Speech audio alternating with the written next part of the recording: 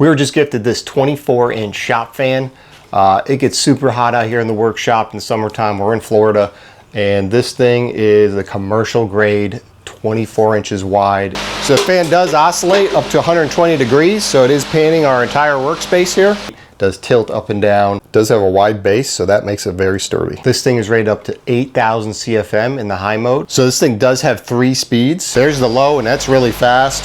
There's medium. And there's high, and that's really moving a lot of air.